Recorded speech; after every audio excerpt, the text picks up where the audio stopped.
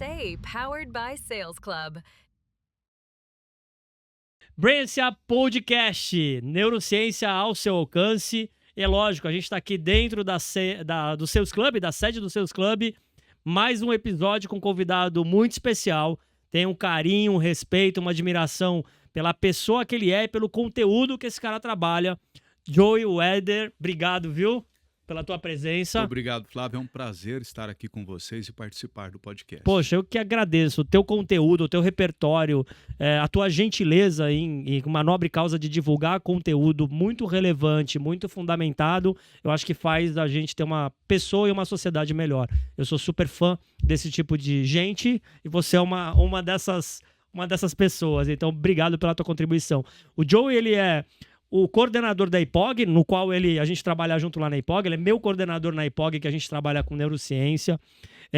O Joe, ele tem uma consultoria há aproximadamente 19 anos, ele atende grandes empresas e as andanças dele, com vasta experiência em gestão, em especial em pessoas, mas com o olhar muito profundo e muito fundamentado da neurociência. O tema que a gente vai navegar aqui, Joe, e eu vou pedir para você se apresentar um pouco melhor, porque eu falei só um pouquinho de você, com relação a uma das tuas disciplinas e uma das coisas que você divulga em conteúdo brilhantemente, que é neurociência aplicada à liderança. A gente sabe que está acontecendo um movimento já de alguns anos de uma ineficiência de forma geral da liderança. E isso é impulsionado por vários fatores e envolve uma exigência nesse novo mundo que a gente vive de uma liderança autêntica, com uma cultura instalada de performance, de ética e de tudo aquilo que a gente sabe, promovendo uma segurança, um máximo psicológico para as pessoas operarem bem. Eu acho que você vai navegar muito bem, que já navega nesse tema. Obrigado mais uma vez. Eu que agradeço, Flávio, eu concordo plenamente com você. Nas últimas 2 décadas, houve uma mudança muito grande nos processos de liderança e no contexto que os líderes enfrentam ao gerenciar equipes no mercado. A mudança de gerações, as mudanças rápidas de mercado, as mudanças bruscas de tecnologia, tudo isso trouxe um conjunto de desafios novos e para os quais boa parte dos líderes não estavam preparados. Tem uma fala da Roselyne de Torres, que eu sou fã dela, né? Eu tive a oportunidade de ter aula, uma brilhante aula com ela, que ela fala, é um TED Talks muito famoso, que é What Make Great Leaders, o que fazem líderes brilhantes. E ela fala 3 pontos que são muito interessantes, eu queria começar por esses 3 pontos. O primeiro e ela mapeou, é um estudo que ela fez de mais de 20 anos, rodando o mundo e vendo boas práticas de liderança em empresas pequenas, médias, grandes, de todos os modelos de sistemas de gestão. Então, desde ONG, desde uma empresa privada, desde uma empresa pública, então ela rodou nesse ecossistema em vários países. E dentro desse laboratório vivo que ela trouxe, ela fala que tem 3 coisas que grandes líderes fazem. A primeira delas a resposta é na agenda dele. O que ele está fazendo na agenda dele para conseguir antecipar as próximas jogadas ou o futuro. Então, a capacidade de networking que ele tem, o que ele está lendo, o que ele está consumindo, para ele não ficar... Então, o primeiro ponto é esse. Qual que é a tua agenda hoje? O segundo se a pessoa tem a capacidade de liderar uma rede diversificada. As pessoas, o mais diversificado que for, melhor é para a liderança. Porque são perspectivas, e a gente depois fala de neurociência diferente. São óticas e vieses que você diminui um pouco, né? Não tira, mas diminui. Então, a diversidade, o tamanho da diversidade da equipe. E o terceiro elemento, e o último que ela fala, é com relação a abandonar boas práticas de gestão que deram certo no passado. Você está livre para abandonar o que você fez a vida inteira para novas exigências, para fazer outro modelo de gestão que é exigido agora. Exatamente. Eu creio que o primeiro ponto, o da agenda, ele é muito impactado porque é o considerado o maior erro que os líderes cometem hoje nas organizações. Inclusive, a revista Harvard Business Review elaborou uma pesquisa para identificar de todos os erros cometidos, principalmente por líderes que estão assumindo agora posições de liderança, qual deles seria o mais prevalente. E foi identificado que a dificuldade de delegação. O líder tenta ir para o operacional, o que é possível entender porque, em condições normais, uma pessoa, quando ela é promovida à liderança, é porque ela era muito boa no operacional. Essa pessoa era um high performer no operacional e foi promovida à liderança. Só que nem sempre ela é preparada para uma transição que é essencial, a de individual achiever para líder. Porque enquanto a pessoa está no operacional, o resultado dela depende de ela executar bem as suas tarefas. Quando ela é promovida a líder, o resultado dela depende de ela executar bem as suas tarefas e da sua equipe performar bem. E isso agora torna o trabalho muito mais sofisticado. E o líder, muitas vezes, diante da dificuldade de fazer a equipe performar bem, ele dá um bypass nos membros da equipe e ele vai para a linha de frente executar na operação. Por dois motivos. Primeiro, porque ele sabe que ele vai conseguir fazer porque ele é bom no operacional. E segundo, porque ele teme que o resultado não aconteça e isso possa prejudicar a sua imagem e a sua posição.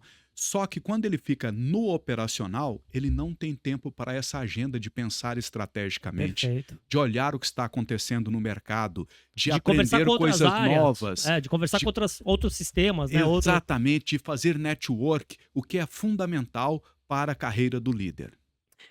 Joe, quando a gente entra especificamente na neurociência, e a gente sabe disso, né, que existe uma diferença muito grande em um líder que ele vai se apropriar do conhecimento que a neurociência oferece para poder operacionalizar a sua gestão de pessoas e equipe de uma forma melhor do que aquele que desconhece. Se tu pudesse falar um pouquinho o que é para você o líder ou a pessoa que tem interesse em se debruçar um pouquinho mais na neurociência para ter uma liderança mais eficiente, mais favorável, mais genuína.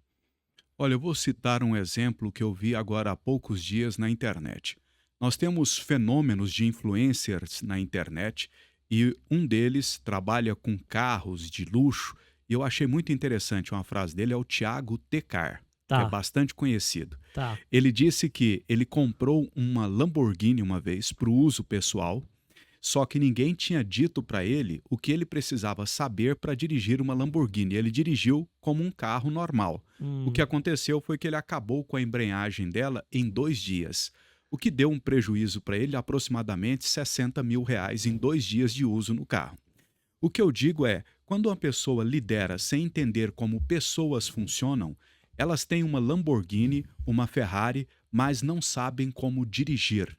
Não adianta você ter uma máquina de alta performance se você não sabe como operá-la. Você pode estragar, você pode cometer erros, você pode se envolver em acidentes e os resultados não serão os que você espera.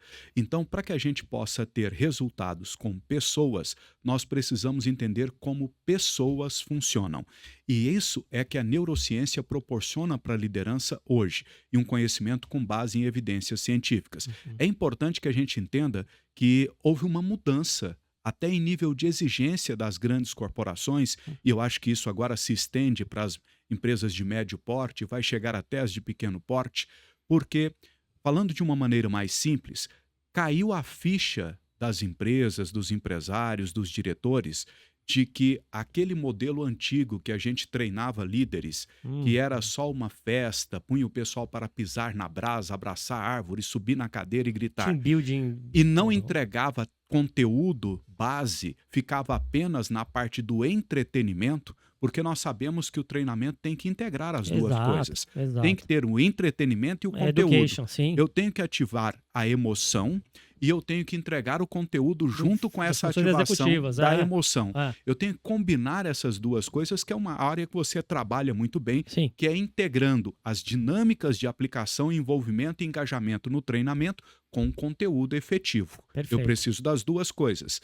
Então, as organizações, principalmente de grande porte, já perceberam isso. Para desenvolver líderes, eles querem trabalhar com práticas baseadas em evidências. Nós temos que ter workshops, oficinas, imersões, em que haja um envolvimento, um engajamento, uma ativação emocional, que é fundamental para o aprendizado, porque a emoção é o indicador que o cérebro usa para qualificar experiências, por isso é importante, mas eu preciso aproveitar essa abertura do estado emocional para entregar um conteúdo que tenha base científica, tenha base em evidências, que seja prático para operacionalizar no dia a dia. Uhum. E é exatamente o que nós estamos fazendo com essa ponte entre neurociência e liderança, entregando conhecimento científico operacionalizável, Uhum. prático, para colocar em prática no dia a dia imediatamente, que é um trabalho que você tem feito também já há décadas nas organizações. Sim, sim, Joe. E o que eu quero dividir uma percepção minha. Houve um declínio notório na minha, eu acho que na sua também, de uma exigência muito alta de um aprimoramento do pensamento crítico, e a gente está perdendo o pensamento crítico. E esse pensamento crítico impulsionado por várias questões: economia da distração, sistema atencional não preservado, um monte de outros eventos aí que atrapalham a origem para a gente começar o pensamento crítico. Queria te ouvir como que você navega. Imagino que esse tema é bem trabalhado na liderança, porque é uma das coisas que a gente tem que ter, não só na liderança, mas é uma alta capacidade de pensar criticamente. Me fala um pouquinho como que você vê isso na tua prática, tanto nas empresas que você trabalha ou nas formações de liderança que você dá. Como que você está vendo esse pensamento crítico? Bom, nós temos 2 pontos aqui muito importantes a serem trabalhados nas organizações, mas também até numa questão de qualidade de vida e desenvolvimento das pessoas em todas as áreas da vida. O primeiro deles é que nós estamos sendo treinados já há alguns anos a não focar a atenção durante muito tempo em um mesmo ponto, em uma mesma informação. A partir do advento do uso dos smartphones, quase como um tipo de extensão do nosso corpo, não é? Porque a gente fica com o celular na mão durante 10, 15 horas por dia ou mais. Eu sempre faço um desafio para as pessoas nos workshops, nos programas de mentoria. Eu desafio as pessoas a pararem um pouco aquela atividade, abrirem os celulares e olharem na configuração o relatório de uso semanal, para que elas possam dar uma olhada de quantas horas elas estão ficando por semana em cada aplicativo. E normalmente há um espanto generalizado, principalmente porque os algoritmos desses sistemas de redes sociais, eles são criados para te manter focando a atenção na própria rede social. Na rede o tempo todo, porque ela ganha dinheiro com audiência. Isso. Então aquilo é programado para ir dando pequenas liberações de dopamina para te manter fazendo o scroll, aquele deslizar constante ali. Aquilo é muito importante para render a audiência e logo o faturamento com publicidade para as redes sociais. O algoritmo aprende o que você gosta para te manter o maior tempo possível conectado. Só que para ele te manter conectado, ele tem que dar picos constantes de dopamina. Por isso, a ideia é que você vá fazendo o scroll. Você vai passando as redes e você não fica prestando atenção durante muito tempo em nada. Tudo é muito rápido, tudo dá um estímulo e continua. E isso treina o nosso cérebro a não focar a atenção, o que é essencial para a produtividade, para a regulação do estresse, para a qualidade na performance.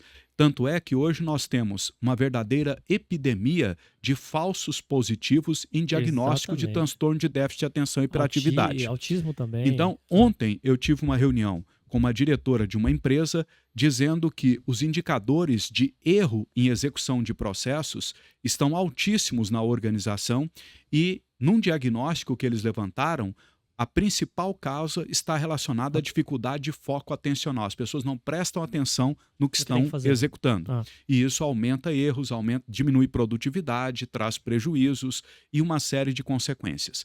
Esse é um dos pontos. Então, nós temos dificuldade de focar a atenção. O outro, que está agravando agora, é um uso equivocado das ferramentas de inteligência artificial. Perfeito. Porque aí nós estamos tendo um grande descarregamento cognitivo, que é um processo no qual eu transfiro a minha atividade intelectual para um mecanismo externo, e isso faz com que eu não exercite o meu intelecto. A gente deveria usar a inteligência artificial para potencializar o que nós já produzimos, e não para nos substituir na produção intelectual. Então, se eu já produzo 10, eu deveria pegar esses 10 que eu produzo e transformar em 40, em 50, em 100 com a inteligência artificial. Ao invés de fazer isso, as pessoas não querem produzir nada e colocar a inteligência artificial para produzir os 10 que ela produzia, e talvez com a qualidade inferior. Então, o uso equivocado, inclusive nós já temos artigos científicos Sim. mostrando isso, alguns bastante impactantes, como um que foi publicado recentemente por pesquisadores do MIT, mostrando uma perda de capacidade cognitiva, uma perda de capacidade de raciocínio crítico a partir do uso intenso de forma equivocada das ferramentas de inteligência artificial. Então, se você conecta uma queda na capacidade de foco atencional com um descarregamento cognitivo que equivale aí a um sedentarismo intelectual, Sim. que A pessoa faz que não com vai que pra a pessoa academia, exato. exatamente, que Ah. faz com que a pessoa diminua a sua capacidade cognitiva com o tempo, porque o cérebro precisa ser estimulado, assim como os músculos precisam ser estimulados. Então, da mesma forma que nós vamos atrofiar os músculos ao não nos exercitarmos, o nosso cérebro também vai diminuindo a sua capacidade de raciocínio crítico, de raciocínio lógico, de capacidade cognitiva, se ela não é desafiada, se ela não é utilizada. Então nós estamos vendo pessoas entrando num sedentarismo intelectual e perdendo capacidade de foco atencional. Nisso há uma queda de performance, uma queda na qualidade da Da entrega. execução das atividades, da entrega e um aumento do estresse, porque a pressão por Vai resultados aumentar. está aumentando e a minha capacidade de entregar está caindo. diminuindo. É exatamente isso. Então, ó, você que ouviu, é exatamente isso. Esse corte aí tem que ficar todo, né? Eu acho que todo mundo tem que assistir o episódio inteiro, né? É que nem ler o livro e ler o resumo do livro. E falando em livro, a gente sabe que é muito diferente o líder que se comunica muito bem. E essa é uma competência, eu sempre falo, Joe, eu queria te ouvir sobre isso, porque eu falo isso em aula e eu falo que a core competence, a principal competência do ser humano é comunicacional, num contexto amplo. Então eu falo consciência corporal, voz, que envolve prosódia, ritmo, velocidade, entonação, presença, nível de energia, porque contamina, né? Então, a hora que um líder entra numa sala, já vai dar para ver o tom daquela reunião. Só pelo não verbal, mesmo que a gente não seja treinado para isso, a gente tem mecanismos muito primatas com relação a essa leitura. Eu queria te ouvir isso. Qual é a relação Porque o que está acontecendo, Joe? A gente sabe que as pessoas estão lendo menos. Sim. E algumas coisas, eu sempre falo, tem digital skills, tem essential skills, tem soft skills, tem hard skills.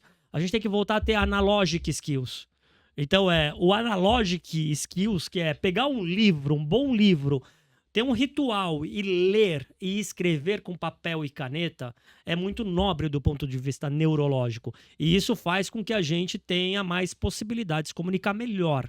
Eu queria te ouvir com relação à neurociência aplicada à liderança, mas especificamente ao processo comunicacional. Eu vejo que líderes estão se comunicando pior também. E eu tenho um guess que eu acho que é porque a gente está com excesso, a gente está lendo menos, eu digo de forma geral, e a gente está escrevendo menos. Isso é muito importante, porque liderar é alcançar objetivos com e por pessoas. E a liderança é essencialmente uma atividade relacional. Perfeito. E para isso nós precisamos ter e desenvolver capacidades de comunicação. Nós viemos aparelhados de fábrica para desenvolver essas capacidades. Nós temos um conjunto de áreas no cérebro específico para isso, uma rede cerebral importante, que é a rede Default, que alterna com a rede de tarefa positiva, para quem está nos acompanhando aqui, só para entender que funções mais sofisticadas no cérebro não são executadas por uma área isolada, mas por conjuntos de áreas que são ativados de forma coordenada para a execução dessas funções. E aí, esses conjuntos de áreas nós chamamos de redes. Por exemplo, a rede Default, rede de modo padrão, ela é muito importante para a capacidade de teoria da mente, que é a nossa capacidade de inferir estados emocionais e intenções das outras pessoas quando nós interagimos com elas para que a gente possa modular a nossa comunicação. Isso pode ser treinado e desenvolvido, mas é preciso de prática, reflexão e estudo. Porque quanto mais eu praticar, refletir, estudar e entender como esses mecanismos funcionam, maior capacidade eu vou ter de utilizá-los para alcançar os objetivos. Então a capacidade de comunicação, ela precisa ser expandida, desenvolvida com estudo, prática e reflexão. E é por aí que nós vamos conseguir trabalhar os aspectos de influência e persuasão que são tão importantes para Perfeito. engajar as pessoas para alcançar objetivos. Perfeito. Muitas vezes o líder não tem ainda nenhuma percepção das diferenças entre influência e persuasão. Eu gosto de dizer o seguinte, na persuasão você concatena argumentos lógicos e emocionais para convencer alguém a fazer algo. Então você tem uma estratégia para apresentar pontos ou mobilizar emoções, emocionalidade, para que algo aconteça, para que uma decisão seja tomada, como, por exemplo, uma decisão de compra. Uhum. Na influência, não necessariamente você estabelece uma estratégia. A influência ela pode acontecer por estratégia ou sem estratégia, porque ela decorre da percepção do outro, do seu padrão comportamental e da intenção, consciente ou inconsciente do outro, de seguir aquele padrão comportamental, sendo influenciado pelo que você representa, o que é muito importante para o líder. Perfeito. Eu gosto de lembrar de uma passagem que eu acompanhei com um profissional que foi o Sandro, lá de Santa Catarina, um profissional de altíssimo nível na área de desenvolvimento humano, empreendedorismo, Legal. comportamento, e que ele, durante um período, saudoso Sandro, durante um período ele foi fazer um trabalho num país, num outro continente, um país que tinha acabado de passar por um período de guerra e que tinha ficado mais de 30 anos em guerra, um país que teve suas instituições todas destruídas e estava sendo reconstruído. E no primeiro dia estava ele trabalhando com 2 profissionais norte-americanos que já estavam lá há algum tempo e era o primeiro workshop que ele ia ministrar, preparando as pessoas daquele país para desenvolver negócios, enfim, num programa da Organização das Nações Unidas. E assim que eles começaram a atividade, as pessoas chegaram e tinham café na mesa, água e uns biscoitos, e o pessoal começou a tomar todo o café e jogar os copos no chão e sujava tudo. E aí ele parou e orientou o pessoal, não podemos fazer isso. Daí a pouco todo mundo pegou café e água, jogou tudo no chão de novo. Daí ele parou, deu uma dura no pessoal, falou, não pode fazer isso, nós temos que manter a organização. 15 minutos depois, quando trocaram água e café, estava tudo no chão de novo, o pessoal bebia pela metade, jogava o resto no chão, bagunçava tudo. No final do dia, os americanos disseram para ele, nós já estamos aqui há 2 meses, não adianta. Esse pessoal ainda não aprendeu a seguir regras. Então você vai continuar falando, eles não vão fazer isso. Então, com o tempo, talvez eles se adequem. Aí no dia seguinte, quando o primeiro participante jogou um copo no chão, ele parou o que ele estava falando, não falou nada para o participante, foi em silêncio, pegou o copo, caminhou e colocou no lixo. Voltou e continuou de onde ele estava. Daí a pouco 2 pessoas jogaram copos no chão. Ele parou, não disse nada para aquelas pessoas, foi lá, pegou os copos, colocou no lixo, voltou para o ponto em que ele estava e continuou de onde ele tinha parado. E ele começou a fazer isso o tempo todo. Recorrente. Ele não falava nada com as pessoas, ele não repreendia, ele simplesmente ia lá, pegava o que tinham jogado no chão, caminhava em silêncio, colocava o copo no lixo, voltava para o ponto físico em que ele estava e continuava falando de onde ele tinha parado. Quando ele fez isso umas 8 ou 9 vezes, uma pessoa jogou o copo no chão e os outros reclamaram, porque eles estavam incomodados com o fato de parar o raciocínio toda hora porque ele ia lá pegar o copo. No final do dia, ninguém mais estava jogando copo no chão. Genial. Isso é influência. Então, o líder trabalha com influência e com persuasão. E são processos comunicacionais que podem ser aprendidos. O líder está comunicando desde o momento em que ele está se preparando para ir para o trabalho, a roupa que ele escolhe, a forma como ele se organiza, como ele cuida da sua própria saúde, da sua aparência. Até o perfume que ele usa. A maneira como ele seja, o estado emocional que ele chega na empresa, tudo isso está comunicando e influenciando. E às vezes a influência é mais forte do que a persuasão. Porque é aquilo que a gente já disse. Quando a pessoa argumenta bem, você convence. Mas o exemplo, a influência, arrasta. As pessoas se mobilizam e elas querem fazer aquilo quando elas são influenciadas. Diferente da persuasão, que às vezes a pessoa faz porque ela foi convencida naquele momento. Mas no caso da influência, é o exemplo arrastando.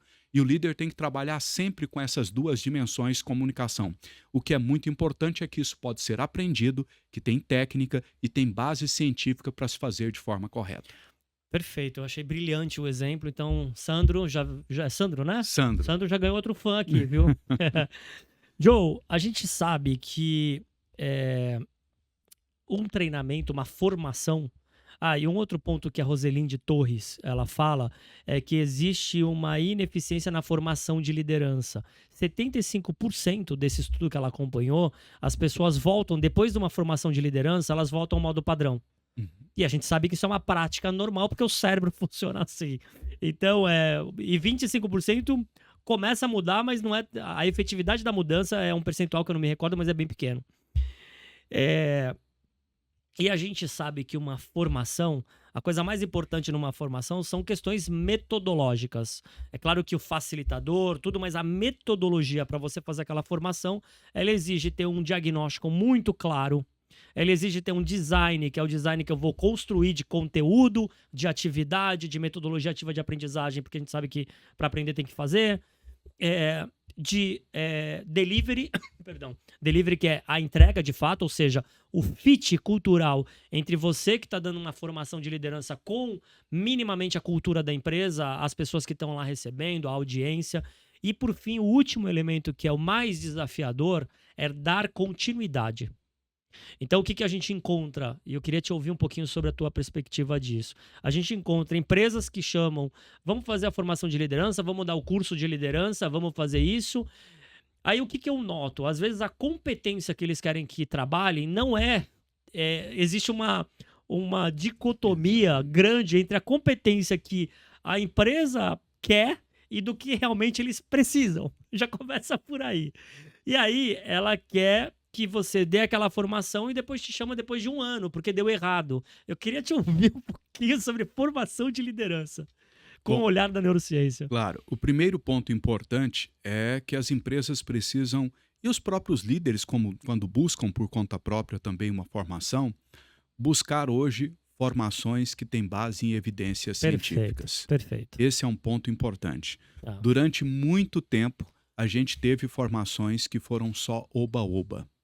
Ainda tem muita, Tem né? muito ainda, e isso causou inclusive um prejuízo para a área de desenvolvimento de líderes, porque dava uma impressão de que tudo era a mesma coisa. Tudo era abraçar árvore, dar grito, deitar no chão e chorar em posição fetal, com uma música, e ficava só nisso. E as pessoas têm que entender que eu preciso ter as duas dimensões. Como eu já disse aqui, a gente precisa ter ativação emocional, Sim. mas precisa ter entrega de conteúdo. Sim. Esse conteúdo tem que ser algo validado, porque é um investimento muito grande participar de um desenvolvimento de líderes. Sim.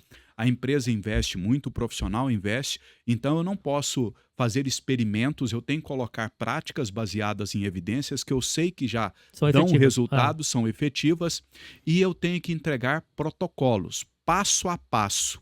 Não adianta eu apresentar o quê, eu tenho que dizer como, com contexto, com exemplo, com ferramenta, com técnica, com passo a passo também. E além disso, é importante lembrar que nós temos basicamente hoje dois tipos de abordagens que se complementam muito bem para desenvolvimento de líderes. Os processos de imersão, que eu considero essenciais, porque eles têm um aspecto fundamental que é o despertar, o trazer à consciência do líder, meu Deus, existe todo esse universo aqui que pode trazer resultados que eu poderia estar utilizando e que eu ainda não estou. Então, participar de uma imersão é fundamental para despertar consciência do líder. Depois, a continuidade ela vai se dar principalmente quando a organização investe em programas de acompanhamento, mentoria, programas de desenvolvimento, em que há encontros periódicos para orientação, discussão, correção de rotas e entrega de práticas que serão aplicadas. Por exemplo, eu tenho clientes aqui em São Paulo que eu acompanho em processos anuais para desenvolver líderes. A cada encontro, a entrega de ferramentas, técnicas, os líderes têm um período para colocar aquilo em prática no seu dia a dia. No encontro seguinte, a gente começa discutindo como foi a experiência, discute como lidar com os obstáculos, apresenta as próximas técnicas e ferramentas, consolida o que já avançou e dá mais um passo. Ao longo do tempo, você constrói um nível de maturidade mais sólido.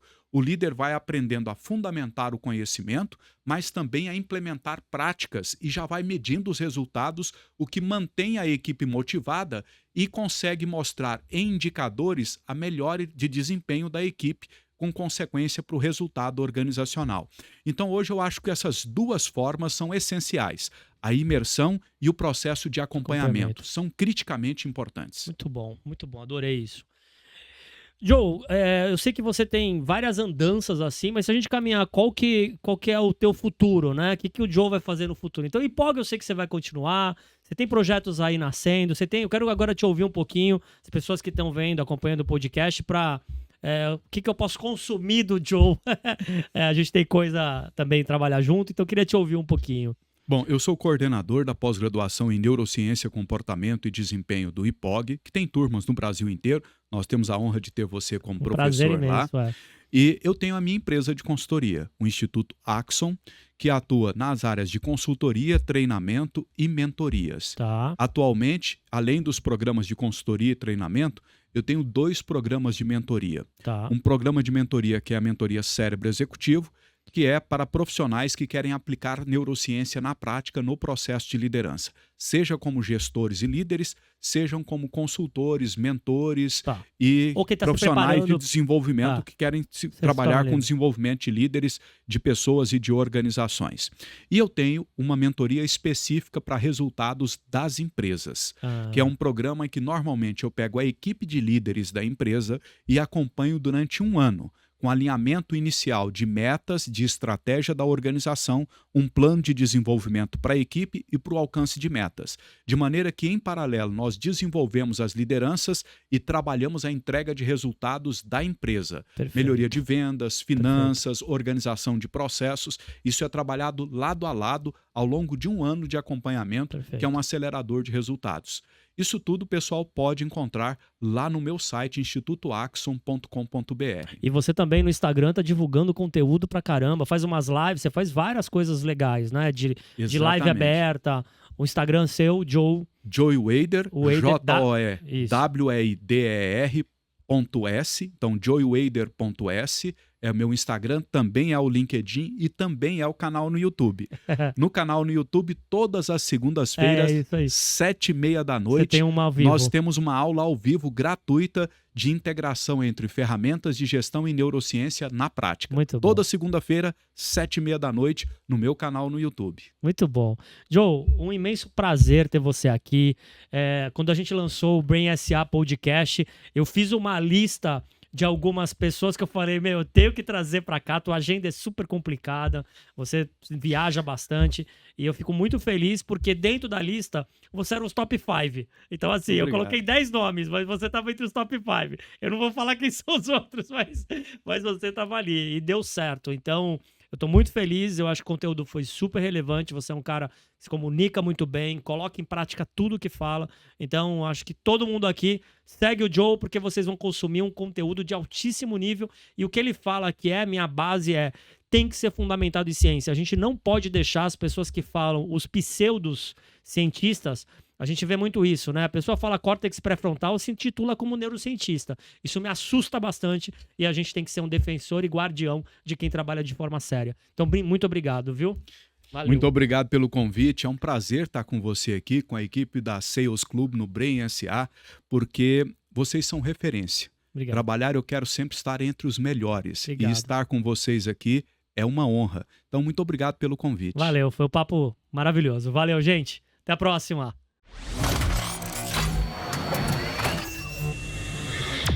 Brain SA, powered by Sales Club.